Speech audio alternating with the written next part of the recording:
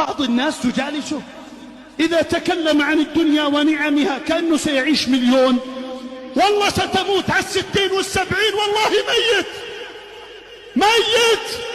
لقد جئتمونا كما خلقناكم أول مرة، بل زعمتم أن لن نجعل لكم موعدا. ووضع الكتاب وترى المجرمين مشفقين مما فيه ويقولون يا ويلتنا ما لهذا الكتاب لا يغادر صغيرة ولا كبيرة إلا أحصاها ووجدوا ما عملوا حاضرا ولا يظلم ربك أحدا. هذه الدنيا وهذه قيمتها، وهذه قيمتها.